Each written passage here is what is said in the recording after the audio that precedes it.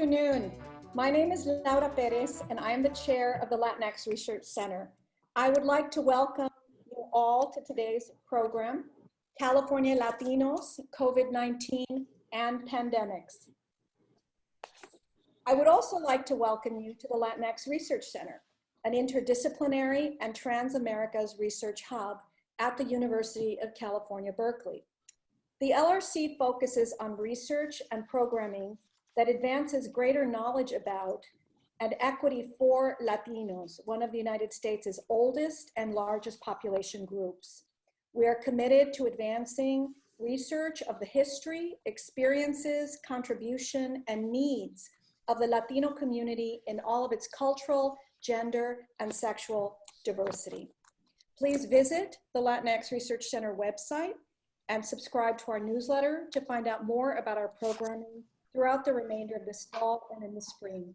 You can also find links to video recordings of past programs throughout the last 2 years, and a link to our online publication, Revista No, and to our digital exhibitions and exhibition catalogs.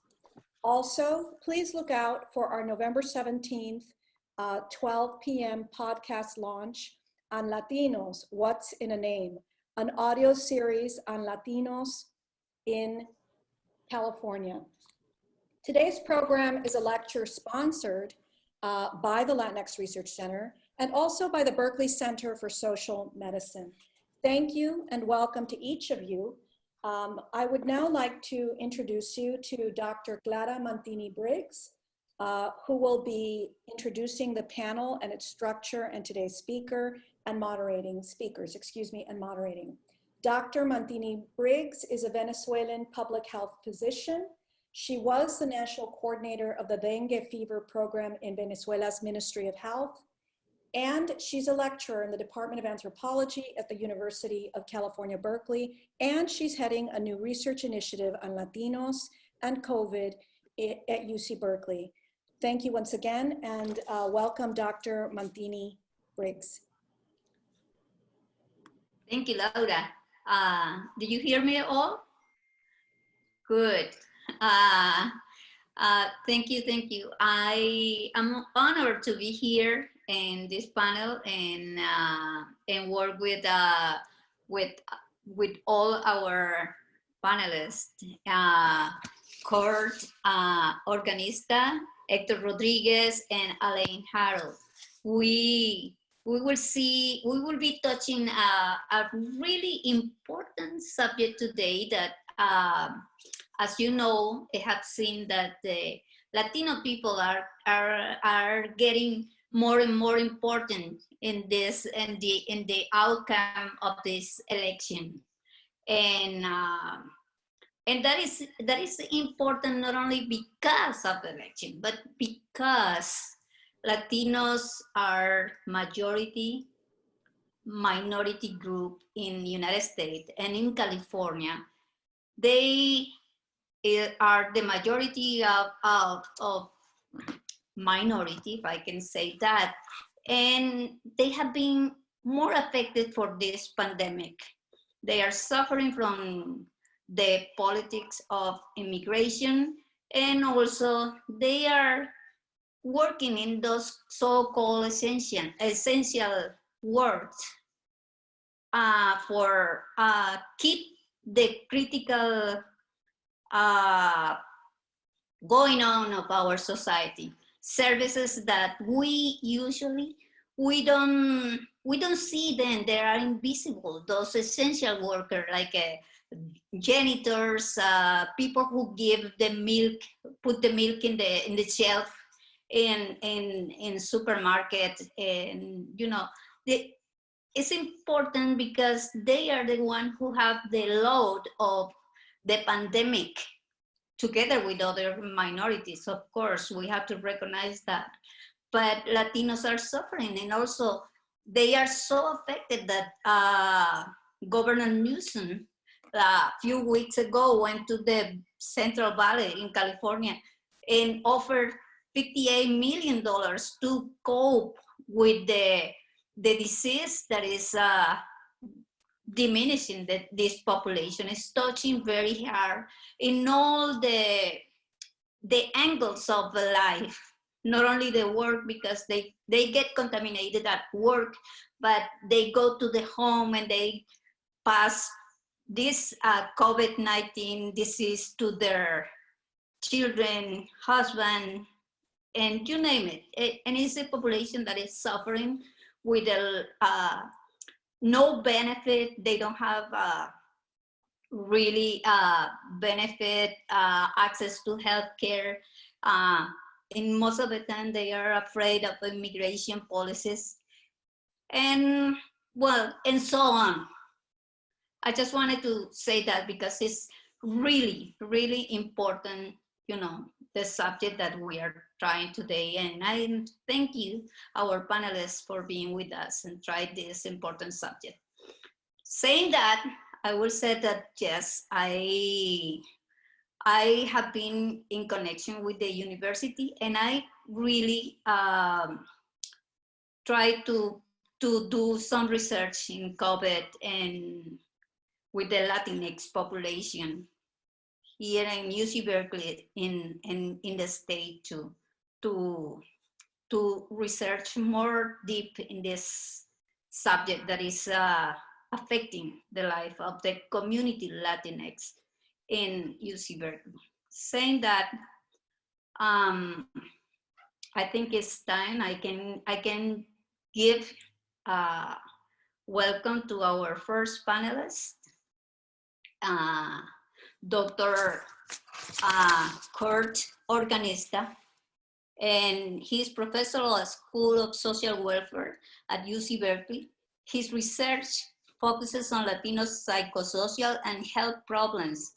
Author of Solving Latino Psychosocial and Health Problems, Theory, Practice, and Population from 2004-2008, Organista was appointed to be the Office of a Research Advisory Council at the National Institute of Health, and from 2010-2015, he was PI of the Federal R01 grant from the NIAAA to develop and test a structural environmental model for alcohol-related HIV risk in Latino migrant day labor in the San Francisco Bay Area. Dr. Kurt Organista, welcome. You have a space to begin.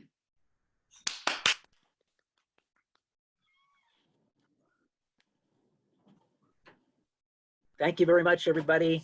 I've got some nebules because the internet connectivity where I'm at is a little bit unstable. I'm coming to family problems and issues and present with you today because I really wanted to be a part of a panel that talks about the structural vulnerability of Latino people, particularly essential workers, to pandemics, whether the pandemic is COVID-19 or whether the pandemic is HIV/AIDS that I've been studying for quite a while. So I know we have a tight 20 minutes each, so I'm going to share my screen and hope that the connectivity stays live and share with you some of my latest thinking about how to think about the structural environmental context of HIV with essential populations.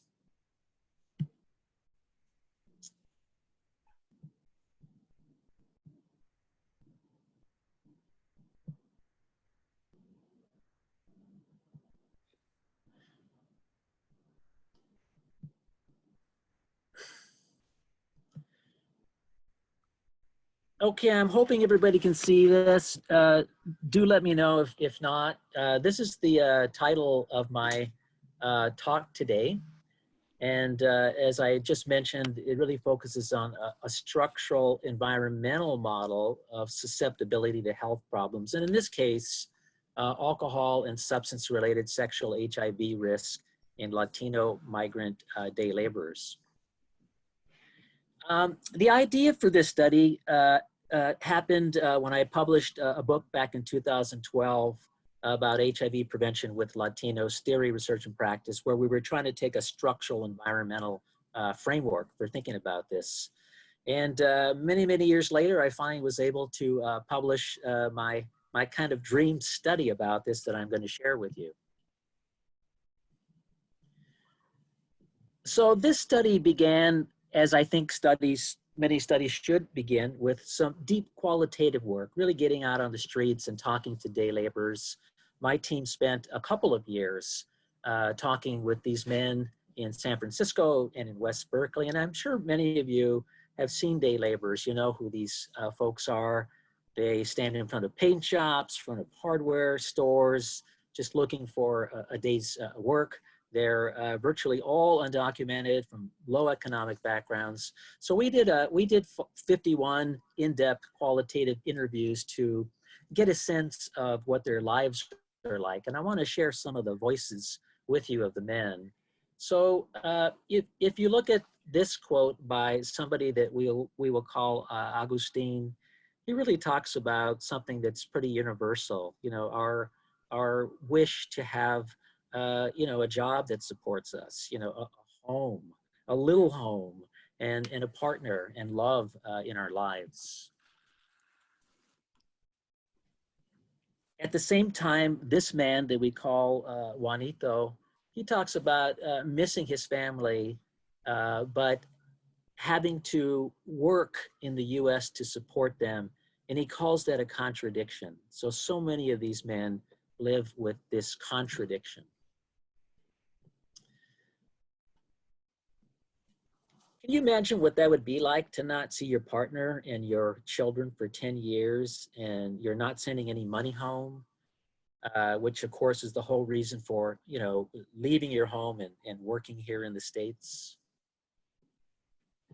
This guy that we call Lazaro, he uses the word desperation, and this word came up over and over and over in all of the ethnographic work we did with day laborers in San Francisco and Berkeley. And he talks about the desperation of, he wants to stay in the US long enough to make enough money to support his family, but if he stays too long, he might actually lose his family. Because so many people talked about desesperación, we kind of honed in on that. And if you look at the quote in the middle of the screen, this guy in some ways really captured what I think desesperación is for day laborers. He says, en la desesperación puede ser que se siente uno solo, deprimido y triste, y lleva el momento en que uno caiga. You know, it's just a striking statement, because you're talking about this state of angst or distress when one falls into the vices of drinking or drug use or unprotected sex.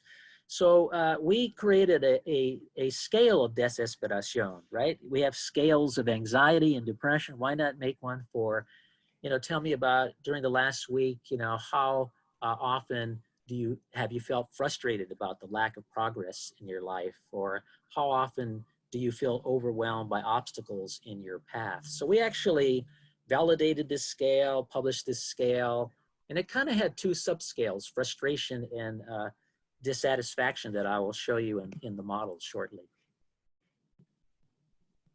I told my girlfriend that I was going to the US for 1 or 2 years to make money for us. I told her to wait for me. But after 2 years, she left me for another man. This is a guy that we interviewed who was still upset about this years later. Drinking ruins your health, your family, your work. No one gives you a job anymore. 2 months ago, I had unprotected sex, no condoms. I was drinking with friends from Mexico, and we got drunk. We decided to go looking for a girl. And we found a girl in the streets. We talked to her. We got her in the car, and yes, we gave her money. We did not have condoms, no protection. So I just wanted to make sure to share the voices of these men with you, because they certainly helped us think about how risk happens in this population of workers. And it's with that knowledge that, you know, we can sort of more clearly think about the multiple levels of vulnerability to any health problems. In this case, we're kind of focused on problem drinking and sexual risks, but we know that HIV is a biomedical, involves biomedical factors as well as behavioral factors. And we seem to put a lot of effort there in terms of intervention, but we don't talk about the risky situations that people have to encounter every day, or the structural environmental factors that produce and reproduce those risky situations. In talking about some of those superstructural factors, you know, if you talk about the North American Free Trade Agreement or the Central American Free Trade Agreement, or the fact that we have this broken immigration system, if you really study those, you see how, you know, trade may produce money for the US, but it hasn't produced much money for Mexico or Central America. If anything, it's destroyed many kinds of work, and then people come to the US to work, but because the immigration system is broken, they can't come with authorization and have to eke out lives as undocumented people.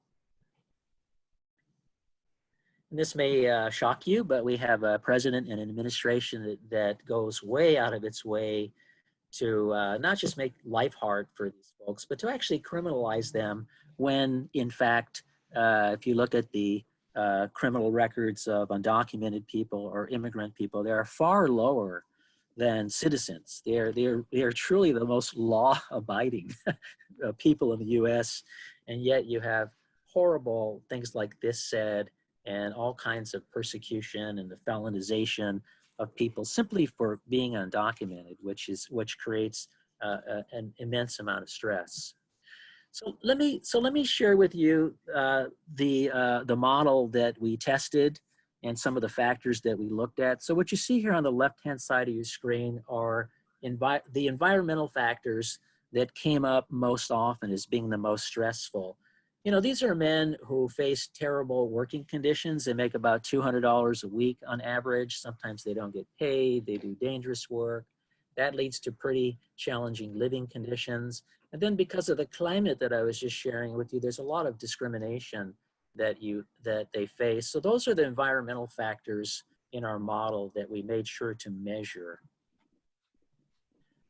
We also looked at how that creates a lot of distress in the lives of these people. So we were very interested in problem drinking, depression, anxiety, and as I was showing you earlier, desesperación, and the two subscales, frustration and dissatisfaction. We were interested in sexual HIV risk factors, so we made this nice syndemic composite variable that captured drinking or drug use before and during sex over the last 3 to 6 months. We looked at condom use. We looked at risky partners, meaning that sometimes people will resort to sex workers or people that they don't know. We looked at male and female partners. What we didn't look at is if people had monogamous relationships. We didn't really, long-term monogamous relationships, we didn't really include that in this variable. We also wanted to not neglect cultural and community protective factors. So we looked at contact with family in Mexico and Central America. These men are armed with cell phones. They need it to work. They text home, they call home, they send money, they send packages. And we thought that would be, as long as that was happening, that would be a protective factor. And also cultural resources like food and festivities and art and people from your fellow countrymen and women from your country. You know, do you have access to those folks, and do you hang out with folks like that? We also looked at Latino community services, meaning Spanish-speaking services, and as the men told us when they used services and found them effective, services that know how to treat Latinos. These are quotes, that don't keep me waiting and that actually help me with my problems. So these were all the variables that went into our structural environmental model of vulnerability to sexual HIV risk. That's the title of the study down on the bottom right-hand corner. And we actually surveyed 344 day laborers in San Francisco and West Berkeley to test out this model. So I'm going to show you the results of our structural, our SEM model. and which, as some of you are familiar with SEM, it's simply a statistical package that's used to test theory. So here's what we found. The first thing we found is that the daily discrimination that these men faced was significantly and positively related to the distress risk factors that we measured. As living conditions got better, desesperation, dissatisfaction went down and vice versa. We did find quite a strong, significant relationship between problem drinking and our outcome variable. And we also found that if people remained in contact with their family, that was negatively and significantly related to all of those distress-related factors. Same thing with using cultural resources and community services. That was negatively related to depression and desesperation, dissatisfaction. So here's the kind of bottom line with the model, you guys. We also found out that discrimination was negatively related to using those cultural resources and Latino community services. It was negatively related to contact with family in Mexico and Central America. And that kind of broke our hearts because, you know, these are protective factors. And if discrimination goes up and use of these factors goes down, then they're not really using those protective factors. Similarly with working conditions, if working conditions were good, they stayed in touch with family, but if working conditions were bad, which they usually were, they didn't. So also living conditions, if those were good, then they use some of the cultural resources and community services. But here's the through line that I want to direct your attention to, and I'm going to make it purple for you. That through line there says that when discrimination is high, contact with family is low, and because that's negatively related, that means that problem drinking is high and sexual risk-taking is high. Similarly, for working conditions, when working conditions are low, contact with family is low, and if that's low, drinking is high because you have a negative relationship, and then that creates greater risk for sexual HIV risk. So this kind of showed us the indirect path, if you will, between environmental conditions and sexual risk-taking by way of distress factors, but also mitigated to some degree by protective factors. So let me get to some of the implications for this study, because I know I only have a couple more minutes. If this model makes sense, which we think it does, if you wanted to really mitigate problem drinking and sexual risk, you would have to fight discrimination and the criminalization of undocumented people through political activism. You definitely would want to promote immigration reform and work authorization. That might be the single most powerful intervention for these day laborers. You definitely want to support Latino cultural resources, which seem to be good for the souls of these men. And finally, you definitely want to support Latino community services, which actually the men found very, very helpful. At a more micro level, we would really recommend people talking to their families, even if it's only virtually, particularly when they're experiencing a lot of discrimination. You know, one question I'll pose for the audience is, why is it when they're experiencing all this discrimination and terrible working conditions, why is it then that they stop contact with their families? Also, we would recommend some nice, healthy recreation. One of our community partners in West Berkeley, Father Rigo, who runs the Multicultural Center and serves day laborers, he actually organizes leagues of soccer games for day laborers. They have a campeoneta at the end of the year, and he's trying to break up any kind of binge drinking on the weekend by giving them this healthy recreational outlet with soft drinks and sandwiches and things like that. In conclusion, structural environmental interventions are needed to mitigate structural vulnerability to health risks, because comprehension, prevention, and intervention is biomedical, behavioral, situational, and structural environmental. And I realize it's a tall order. It's a lot to be thinking about at the same time. But sí se puede. Gracias. Thank you very much, Dr. Kurt, Organista. It's a real important topic, and you disclose some issues that are and that will be playing a lot in the future of this country with the Latin people. Thank you, Claude. I was just grateful that I didn't lose connectivity during those few Me minutes. too. Me too. I'm really grateful that I can communicate with you guys. Well, now we will have Professor Hector Rodriguez, Kaiser Permanent Endowed Professor of Health Policies and Management, Director of California Initiative for Health Equity and Action, and Director of the Center for Healthcare Organizational and Innovation, Research at the University of California, Berkeley. He is an expert in organizational analysis and performance management in healthcare organization and public health system. Dr. Rodriguez is an elected member of the National Academy of Medicine and a recipient of the John D. Thompson Investigator Award from the Association of University Programs in Health Administration. And I understand that he will be talking in company of Elaine Harold. That is we are so proud. She's a PhD student in health policy at UC Berkeley.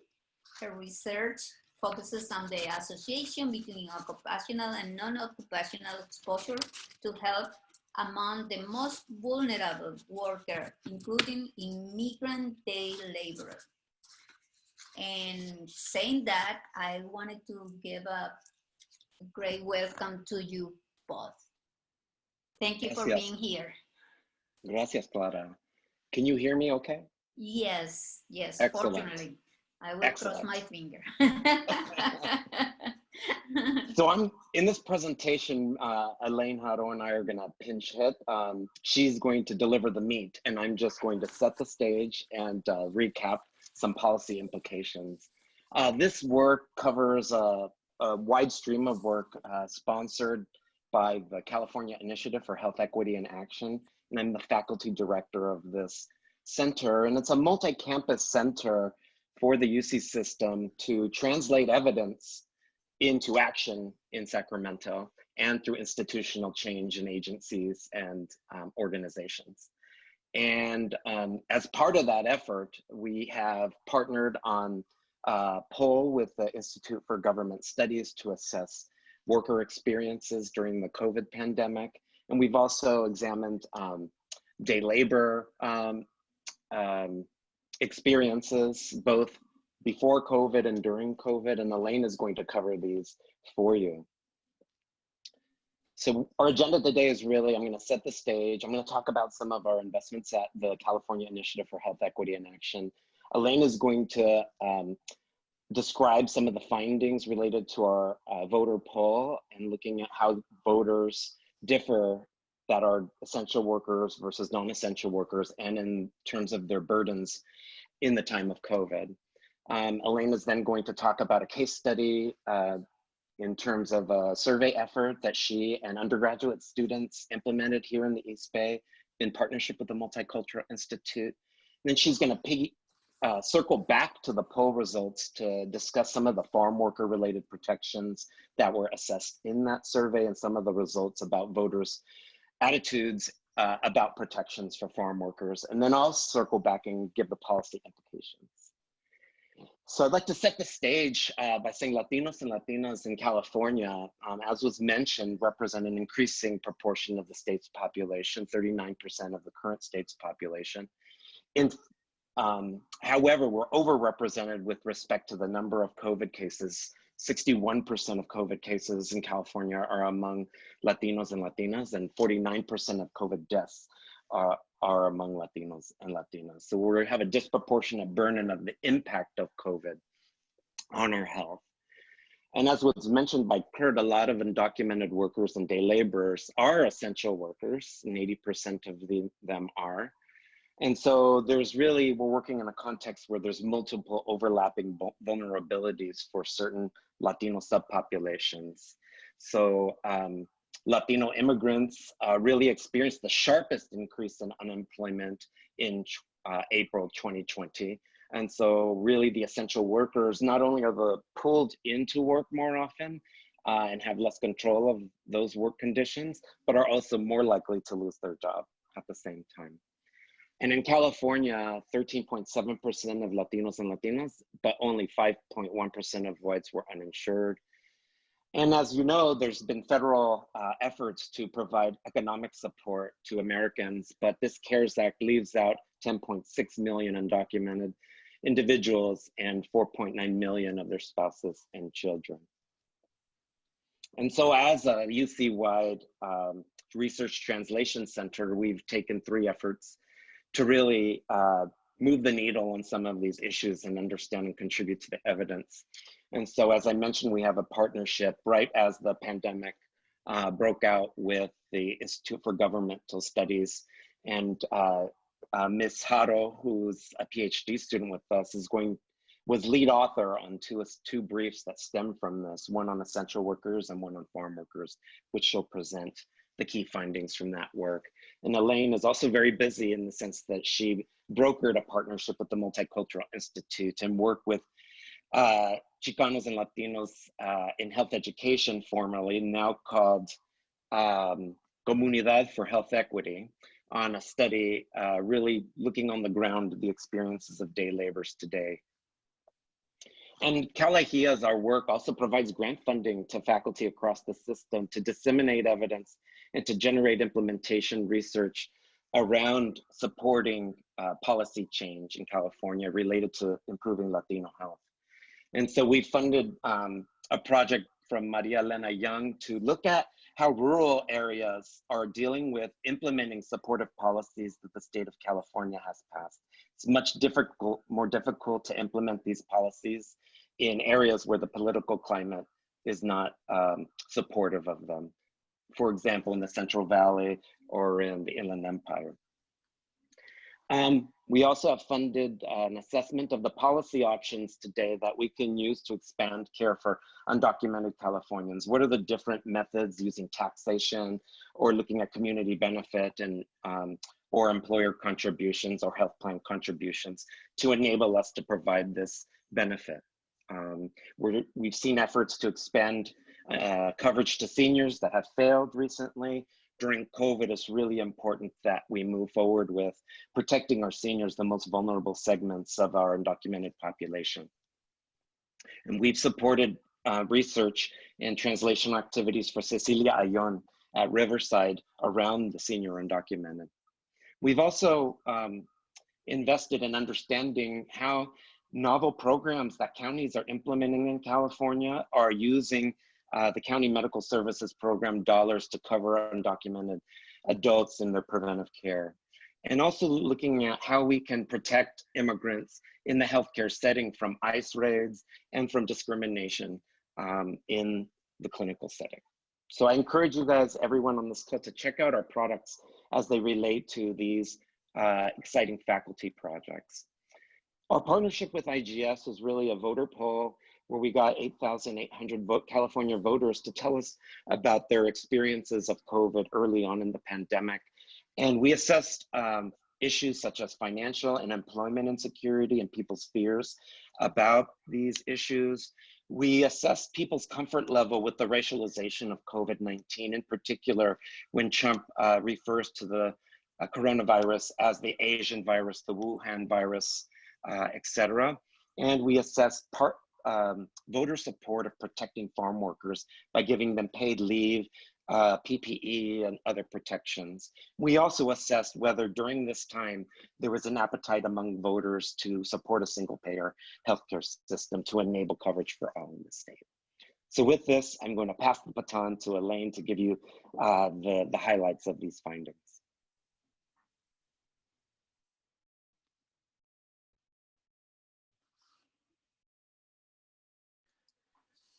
Okay, perfect. Thank you, Hector, for starting us off.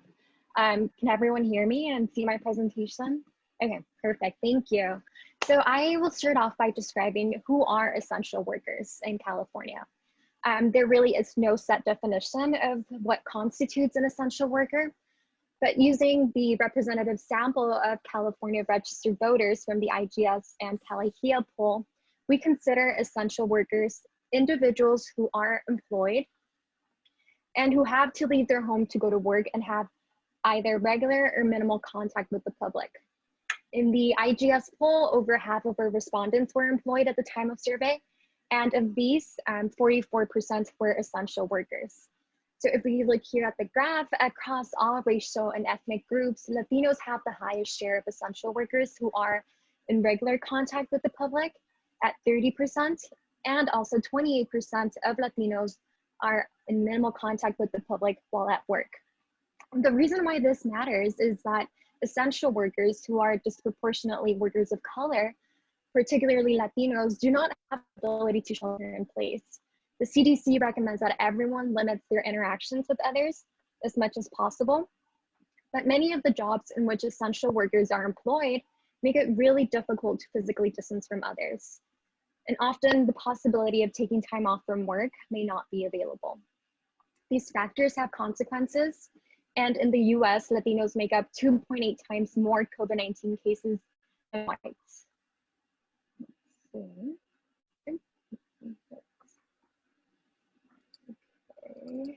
Okay, perfect.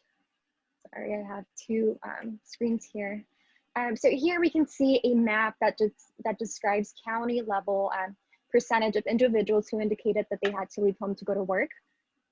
In the analysis, we combined some sparsely populated counties into groups to create regions with more respondents. This map identifies 38 areas that were analyzed. And we can see that respondents residing in more rural counties of the state, such as far north and inner regions of California, are more likely to leave their homes to go to work than those located in coastal regions, as we see in the yellow left-hand side of the map. For example, San Francisco has the lowest share of essential workers at 22%. And the top three most common jobs are in management, business and financial operations, and sales. In San Francisco County, only 15.3% of residents are Latinos, and the median household income is $112,000.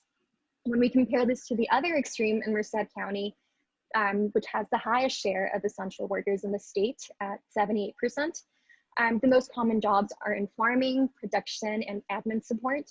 And 61% of residents in Merced County are Latinos. Here, the median household income is only $57,000, which is half of that in SF. So really, geographic variation in essential work is important because it highlights the drastic lived experiences of workers during the pandemic. Latinos, particularly immigrants in rural regions, are facing financial tolls and work instability that lead to adverse mental and physical health outcomes, including COVID-19.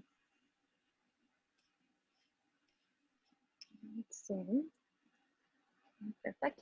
So in table 2 here, we describe the share of essential workers by industry in California. Personal care services, healthcare services, and other blue-collar industries have the highest share of essential workers at 91, 68, and 70% respectively. Other blue-collar jobs include transportation, agriculture, construction, manufacturing, and also rideshare drivers. The CDC recommends that one considers avoiding activities where taking protective measures may be difficult, such as where activities where social distancing cannot be maintained. But in reality, the jobs that I just mentioned are in industries where essential workers have difficulties maintaining that 6-foot distance from other people.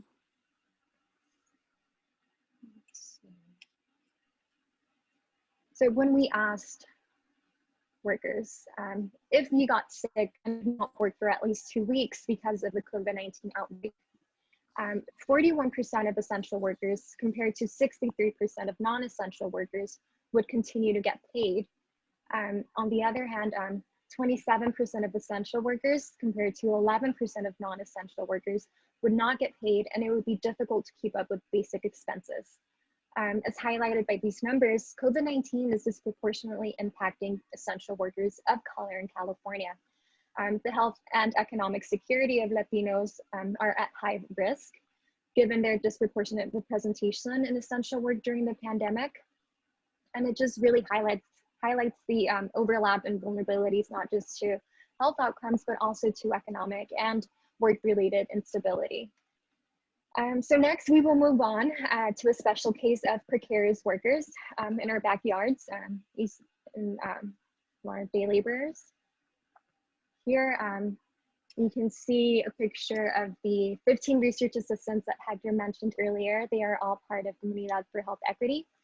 And the East Bay Day Labor Study is a community-engaged research project that we began in collaboration with the Multicultural Institute in Berkeley. And our aim was to understand the everyday discrimination experiences of day laborers and to understand the health, social, and economic impacts and experiences being a day laborer in the East Bay. This is a mixed mode research design, which means that we use in-person and telephone surveys.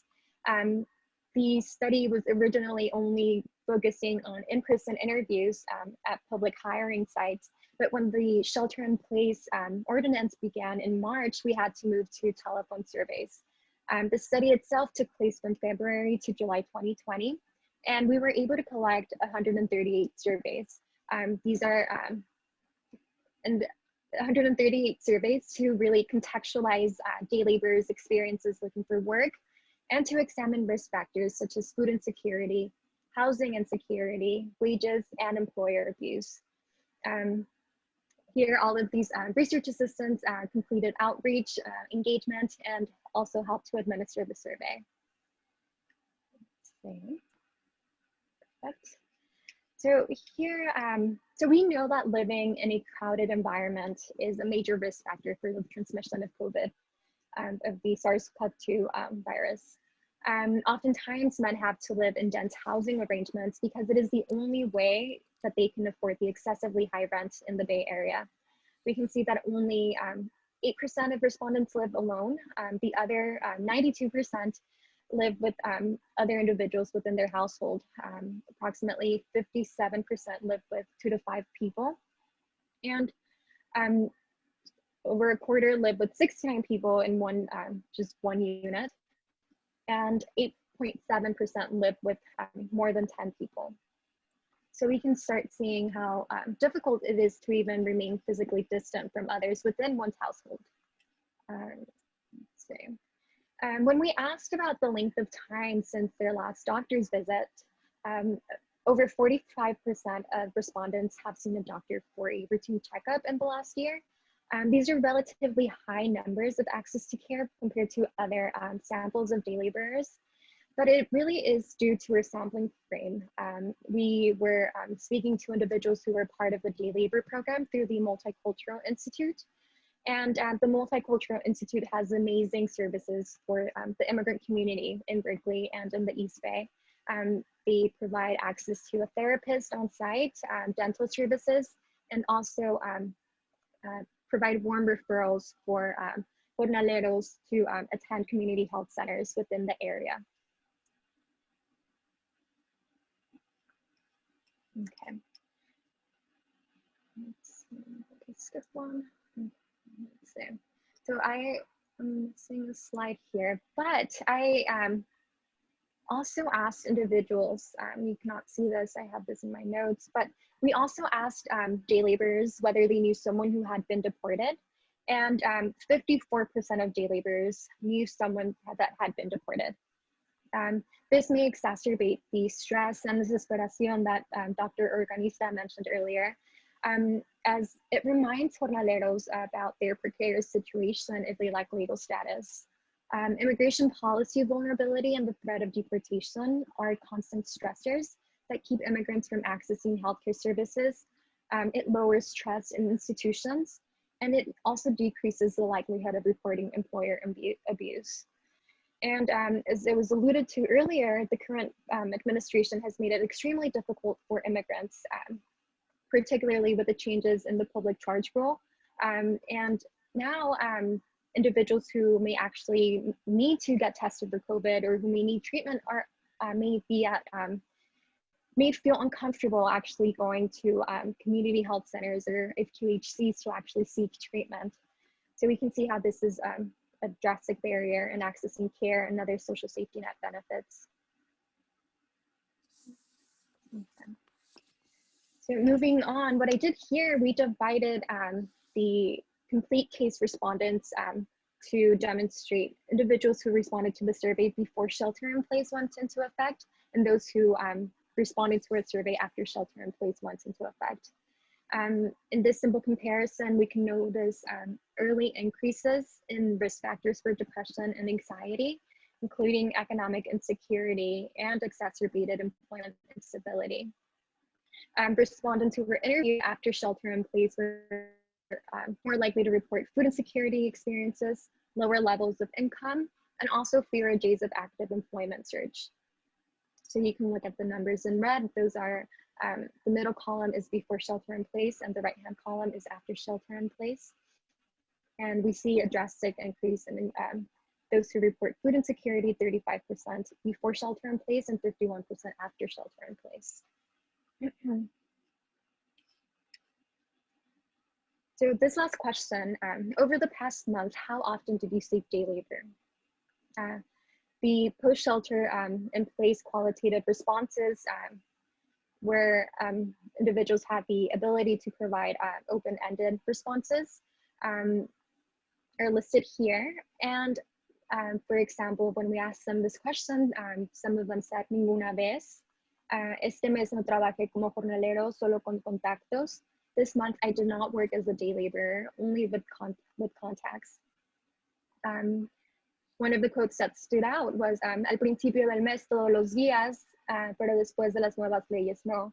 At the beginning of the month, I would work as a day laborer, seek work every day. But after the new policies were implemented, not at all. And this slide really does demonstrate the shortages of employment opportunities for workers who, as it is, do not have social safety net benefits. The overlapping vulnerabilities, including lack of the social safety net, precarious employment, which is very flexible but very contingent, and low access to care services increases the risk of day laborers to contract COVID-19, but it also increases generalized susceptibility to health outcomes such as depression and anxiety. For day laborers, social exclusion and immigration status precarity shapes their daily experiences, and the pandemic has only further illuminated how legal status exacerbates pre-existing inequities. So we will move on now to the third part of this presentation, which is on farm workers.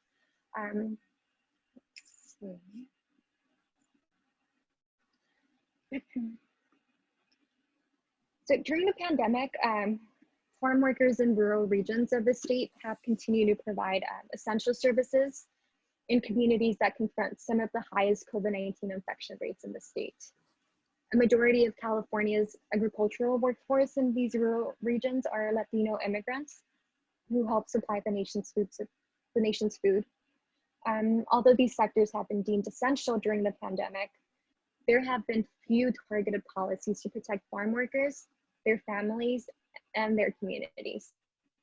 Job loss, increased living expenses, unsafe working conditions, and barriers to economic assistance are all factors that contribute to the financial insecurity impacting farm workers in the state.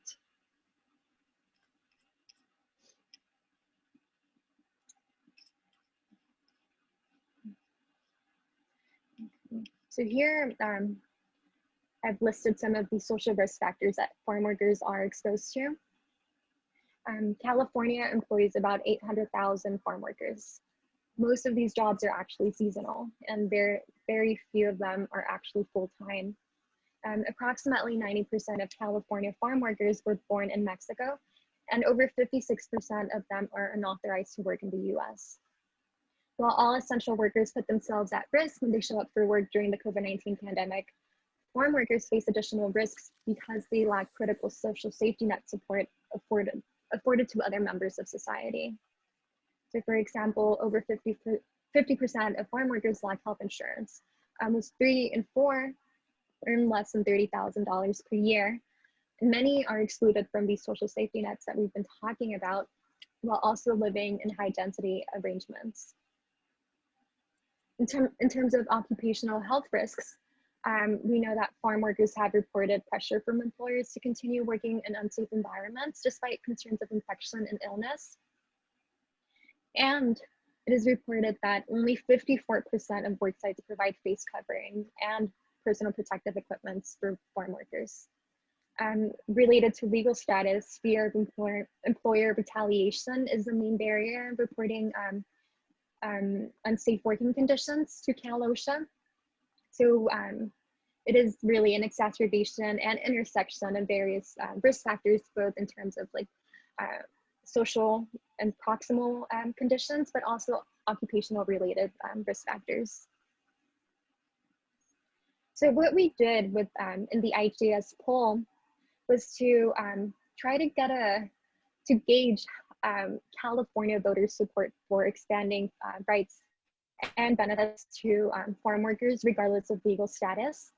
So we asked respondents to rate the degree to which they agree that undocumented farm workers should receive the same medical and paid sick leave benefits as documented farm workers if they fall sick with COVID-19. The red here shows lower levels of support at the county level. And similarly to the previous map that we went over, voters both in the northern regions and the innermost rural regions of the state are less likely to support expanding rights to farm workers who get sick with COVID-19, regardless of legal status. Really, California's political geography reflects that relative to those in the interior of the state, a higher proportion of California voters from coastal counties are more likely to strongly agree that all farm workers, regardless of legal status, should get these benefits.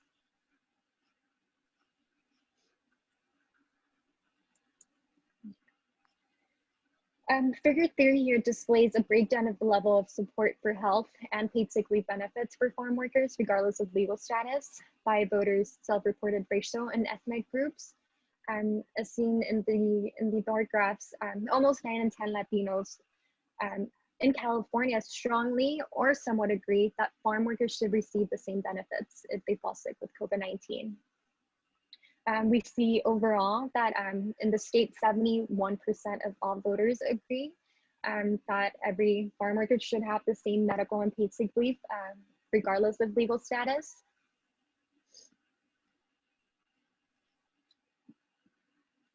And it just really highlights that these farm workers there is support for protection of farm workers, but in reality, we need to allocate funding and allocate support via policy that not just provides guidelines, but that also includes the resources that are needed to implement such policies and to enforce them. Some of the opportunities for action that we covered in this policy brief were around AB 2043, which actually passed during this last legislative cycle in California.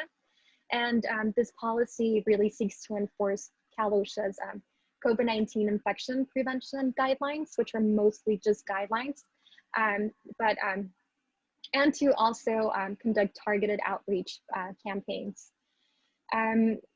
The policy also sought to compile and report monthly information on violations reported by farm workers. But in reality, we need more resources to make sure that the services that farm workers and other vulnerable workers are actually funded and that are actually available.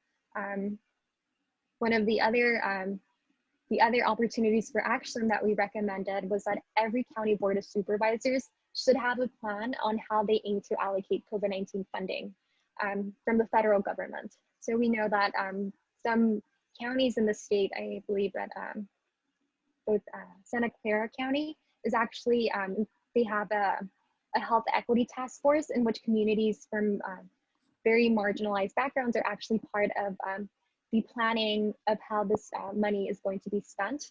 So in reality, if we really want to prevent the exacerbation of existing health inequities, we need to make sure that everyone who's disproportionately impacted by COVID-19 is actually at the table to ensure that their conditions, and that their both economic and health conditions are actually not harmed by the pandemic. So I think I'm out of time, so I will go ahead and let Hector provide the wrap up of our presentation. So Hector, I'll keep my screen up so that you can go on. Great. So in summary, the low-wage essential work is driving the spread of COVID-19 and racial disparities, particularly among Latinos, in terms of infection, hospitalizations, and death. And that Elaine was able to highlight that day laborers, farm workers, and other essential workers lack financial stability, job security, and access to paid sick leave when they're in shelter in place, more so than non-essential workers. And that these disparities were already present prior to COVID, but COVID has actually sharpened and exacerbated them. Next slide.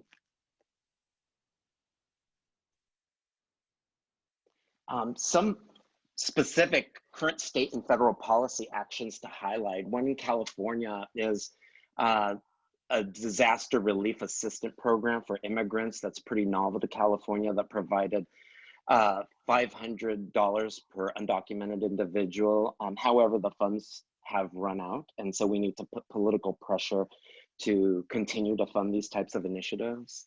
In addition, farm worker protections have been passed, as Elaine mentioned, and these actually extend paid sick leave and also propose supplemental hazard pay for farm workers when they have to work in dangerous conditions.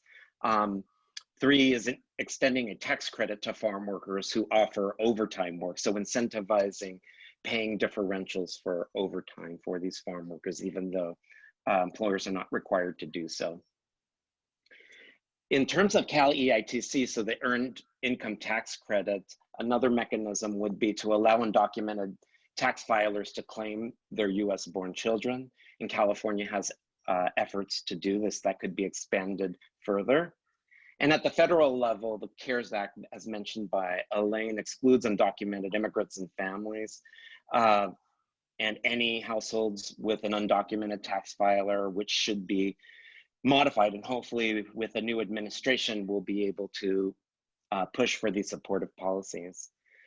And there's proposals for differential wage for temporary agricultural workers, H-2A visa holders, which could provide more economic support and relief for an important subset of workers. And our final slide is the policy implications here, that all essential workers need income support regardless of their legal status, and that we have opportunities to expand disaster relief assistance for immigrants in our state and include mixed status households in the next stimulus check in the CARES Act. As Elaine said, an important opportunity is for employers, for Cal OSHA to really enforce the employer protections, especially for farm workers and other vulnerable essential workers. In addition, the food insecurity issues Elaine highlighted really underscore that we need to be attentive in our state to food insecurity and expand the safety net efforts to provide food to families and Latino families in need. Thank you so much for your attention. Thank you very much. Thank you very much, Hector and Elaine. It was very illuminating, as well as the court. Now we will have 15 minutes to question and say ask questions among the panelists, and after that we will read questions of our audience. I wanted to invite whoever of you who have pressing questions to ask to our panelists as a whole. Well, I'm reading the chat, and there's some great questions already here that I think we can tackle. And some of them are methods questions, which are great. So essential workers, I think the spatial analysis Elaine presented, there's a lot of geographic variation within a county. So like for an agricultural county like in Monterey Bay, there might be like neighborhoods and subpopulations that may be having high risk in COVID infections and those sorts of things. And so I think the question is whether we can drill down more to look at variation in some of these indicators and more granular than the county level. So Lane, you want to take that one? You know the data very well. Yeah, thank you. Yes, so yeah, that definitely is on my radar. We know that even within counties, there is vast variation, both in terms of like COVID cases and who's most affected. So in moving forward, one of my projects is actually looking at zip code level data rather than just county level comparisons. So yes, looking at the zip code will actually give us a more granular overview of who supports farm workers and also who's most impacted, which essential workers are most impacted by these conditions that they are facing. One of the things we're lucky in this survey is that we got such a huge outpouring of responses, 8,800. You know, I think it probably was the IGS's most responded to survey. And so I think we can do the zip code analysis with reliability, but I think like census blog, getting too detailed, there's too few observations to say anything definitive about those smaller units, but zip code for sure.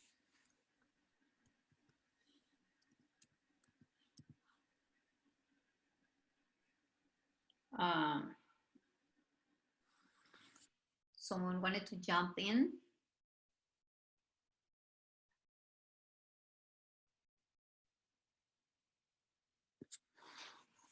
Could you repeat this, Hector? Could you repeat your last question, please? Oh, the answer? Yeah, the answers, yes.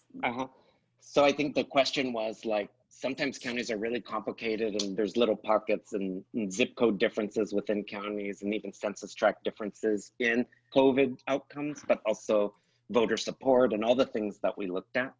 And so the question was like, can we get more granular to understand within county differences? And the answer is at the zip code level, yes. But if we go further down, we feel a little shaky about trying to say anything more about census tract differences, for example.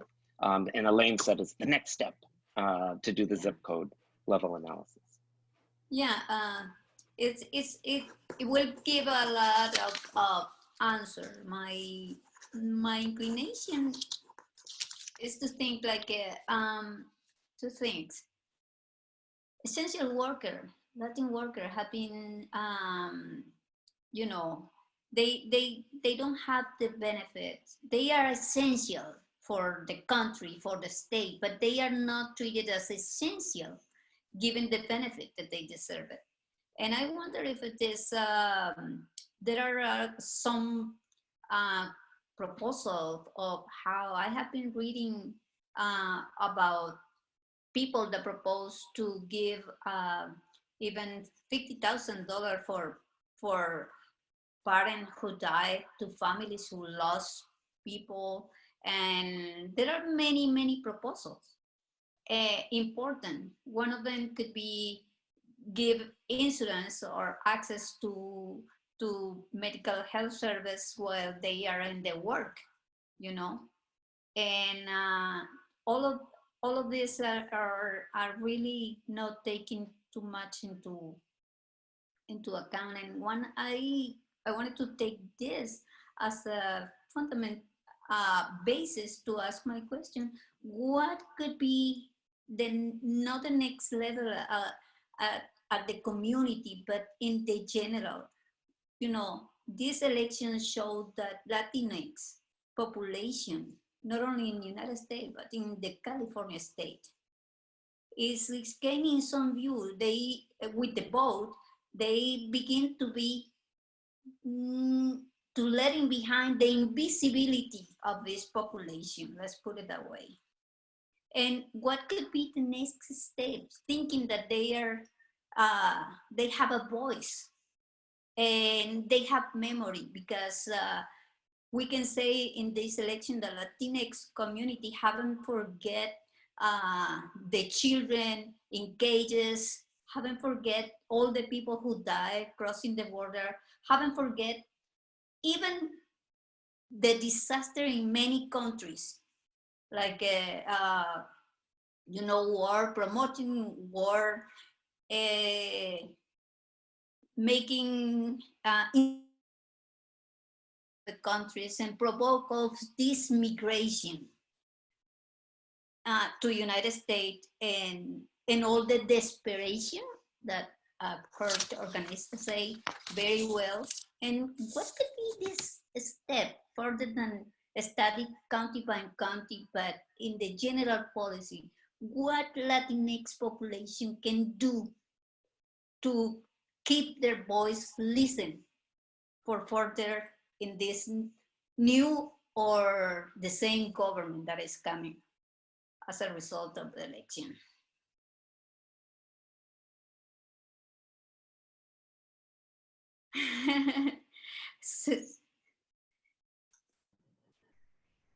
I was going to say, can you repeat the question? I was afraid that you say that. Someone you say that. It's okay. It's okay. No, what I'm sort of hearing in the chat and what you were saying is, how do we begin to remedy the structural vulnerability of these populations, right? I mean, we have tried to do this on the national level. You've seen immigration rights movements on the national level fail and fail and fail again to pass the DREAM Act at the national level and comprehensive immigration reform. So then, in the last 10 years or so, it's become decentralized. People are working at the state level. People are working at the city and county level, and they're having some success. We have a sanctuary state here in California, for example. I believe there is healthcare coverage for, I think there has been for some time for undocumented youth, and I think that was raised recently to age 25, which is pretty spectacular, really. Yeah. Particularly when you think that undocumented people in California make up 10% of the workforce, 1 in 10.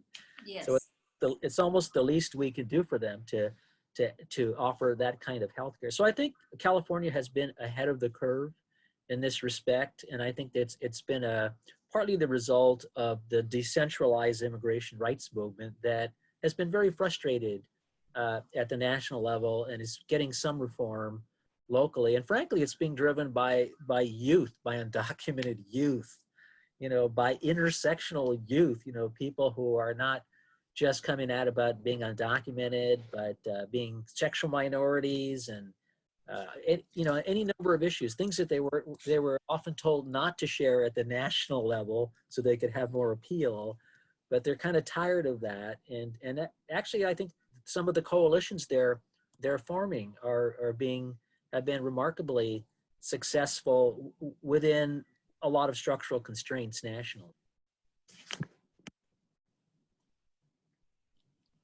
I'll speak to one of the questions that was raised in the Q&A, and it's asking about recommendations for interventions for healthcare systems and providers to help deal with these structural environmental challenges that Latinos face.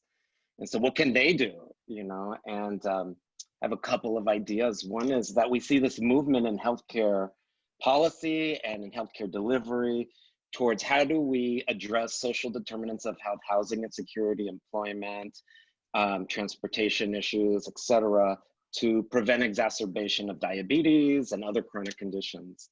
And I think this movement, because we can see through Elaine's analysis and Kurt's that, these social factors are what impact health, the best that we can do to support Latinos is support that movement towards addressing social determinants of health through healthcare system dollars. So if the Medicaid program, for example, Medi-Cal in the state can continue to push towards coverage for housing support, employment supports as medical benefits in lieu of medical services and ED expensive care utilization, I think the policy push would be to continue those efforts. And in terms of workforce is the key issue here. Like in California, we're not going to meet the Latino population's needs through training more physicians, as much as I love my physician friends and colleagues. It's going to be through liberating the professions and providing more advancement opportunity and career ladders for community health workers and medical assistants and others who are predominantly Latinas in going up the professional ladder in healthcare and getting livable wages and supporting their contributions in the healthcare system will be the two best investments I would say the healthcare system can make in addressing Latino disparities. Yes, beautiful answer. I wanted to pass the torch a little bit to Fran from media.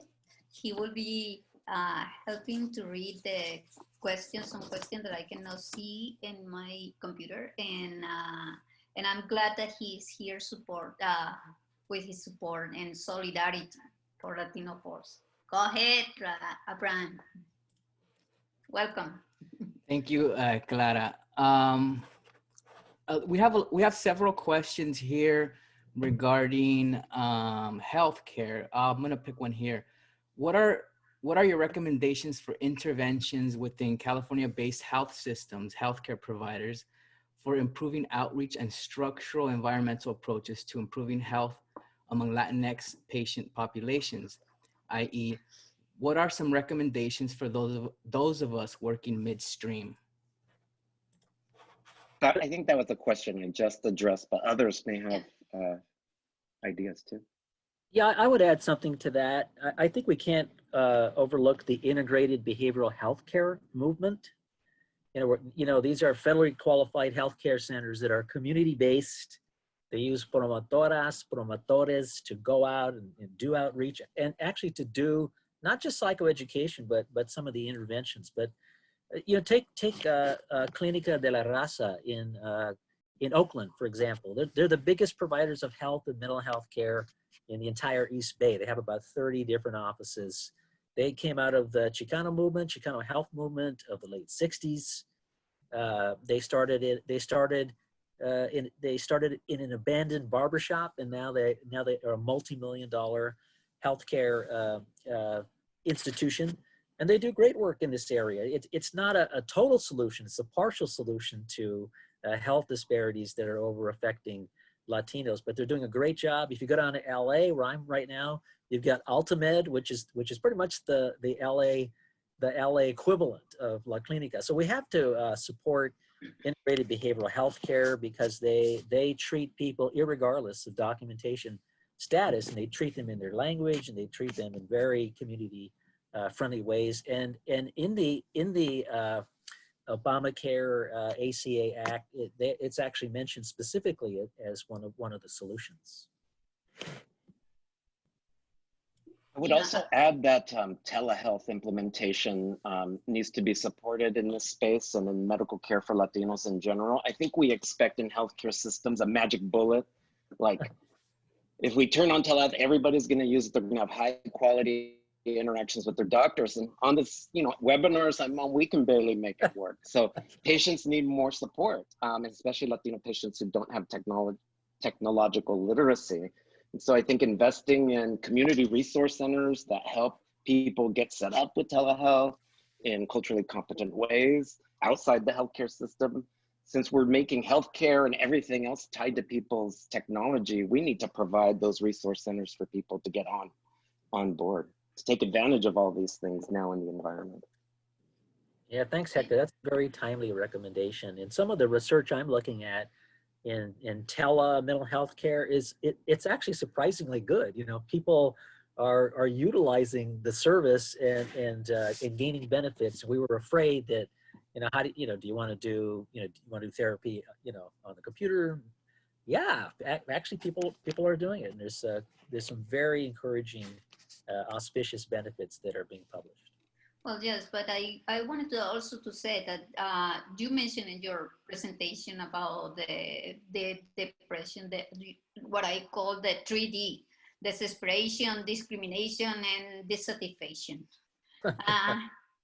It's your work, and I think I have to see that many people take for granted that because you are Latino, you will understand, and the service is great. And yes, there are optimism and there are people that put in all their efforts to serve, but that haven't been issues to avoid the amount of death of Latin people in the country and also in California.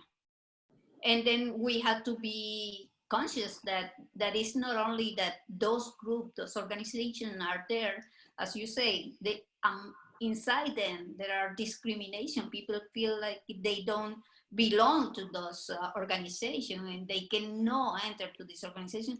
And frankly, people have to see the way of helping those great people that try to do well for our community as a Latinx, but we need more human interest and in this education, re-education of those people, and also the people that will be, if you let me, the patient, the attendancy of the subject of the mission of those organizations.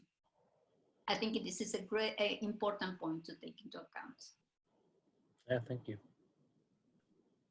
And I just wanted to highlight, going similarly to what Clara was saying, and Dr. Brenda Skenazy mentioned in the chat, it's really important to even be clear about, or to really clarify what public charge rule is, right? What services are included in public charge, because we know that many individuals, the chilling effect is really occurring. So if there are, let's say, telehealth opportunities, and if we have like community health centers who are providing services for undocumented immigrants or for immigrants in general, or how do we actually encourage the use of those services in the first place, in the context of like your current political environment?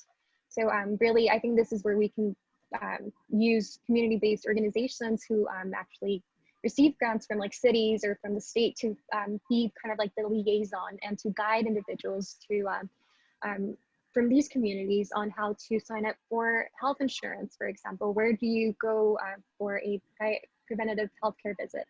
I know that many of the community health centers in California are also doing food insecurity intake forms.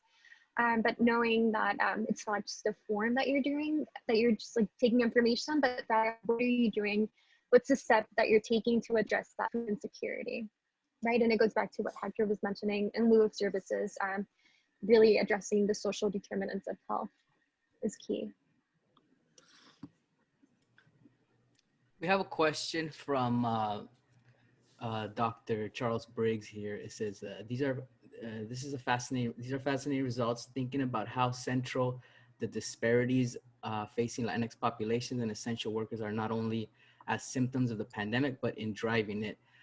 This is a crucial point to amplify in the media. Have you had much success in getting this message into the mainstream Spanish and English language media?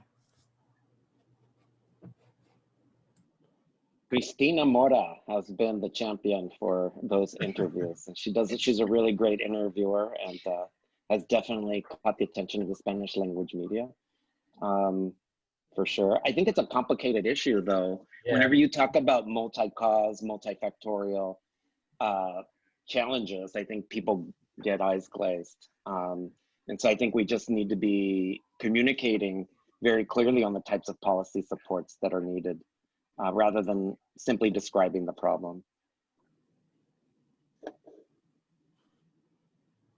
Well, if you let me, I wanted to say that, you know, as the same of the electoral information that was telling the Latinos didn't mobilize to go to vote and ended up being not true.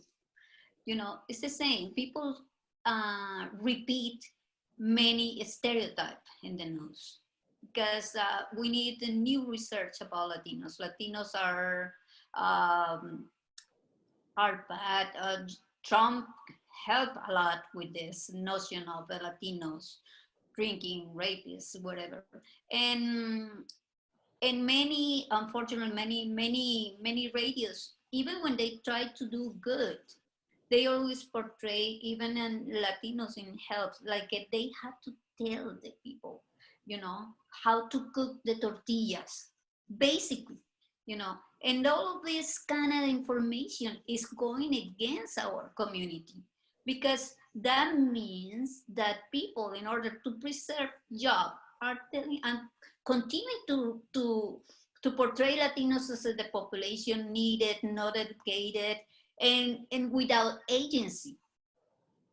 And what this election is proving is Latinos has agency, and they want to exercise. And it's time for researchers and all the community. You listen to me, and well, it's time for recognize that this is an important population, and we need to take seriously measures in order to confront those stereotypes and help people in reality, you know, more than it has been done until now. Besides, if the Latinx community are the majority in California, it will be worth it to encourage them to study, to go ahead, because this is the future of our state. It's the future. We Latin people are the future, you know?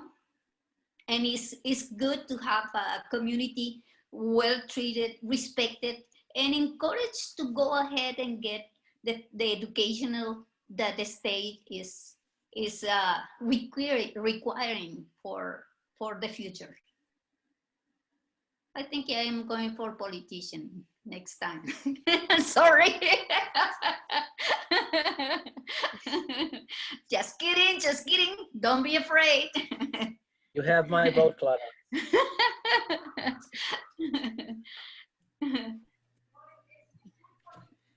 We're coming up on the 5-minute mark. We have maybe time for 2 more questions, I think.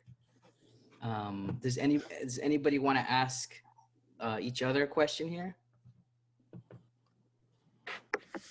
I was just going to ask Aileen, how's Father Rigo doing at the Multicultural Institute? He's helped out a lot of researchers. He's doing well. He's doing great. He's actually really happy because as part of the study, we also developed a community report for his organization to use. So all of the descriptives all of their statistics are actually available to their use as they write grants for their programmatic efforts. So that was a key part of our study, making sure that it's not just for publishing, but also to actually have a positive impact within the community and the community organizations who are helping immigrants. Yeah, that's great. It's good to hear that. Thank you. Laura, you will tell me something.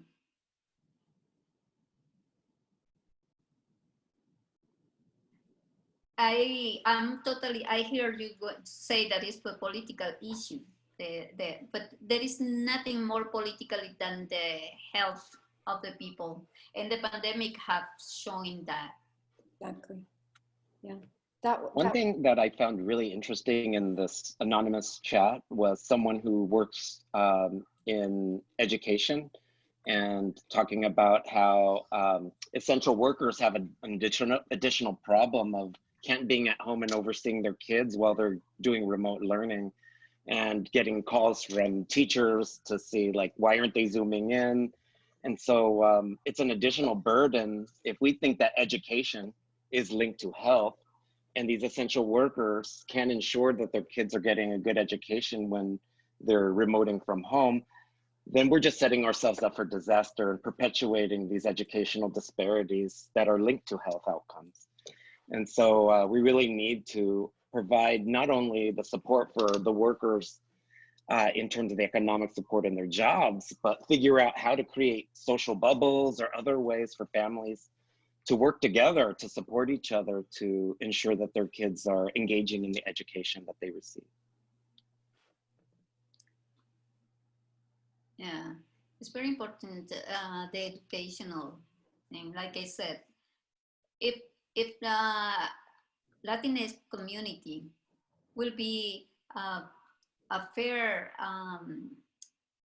statistically compelling minority in this state. It's important to invest in all the angles of the life. We needed the state of California and also Berkeley University, California University, Berkeley, sorry. We are in need of more people that study, that have access to the university. Like now we have, we get surmount the undergraduate students that are Latinos in our UC Berkeley. And we need more and more people with this opportunity. We need to invest in education from the beginning. From the beginning, we need this continuing marvelous. And I wanted to make a stop here and say, we had to be grateful because we have this Latinx Center for Research here, directed by Laura Perez, and all the people that are chipping in to be a great center, a great space for Latino.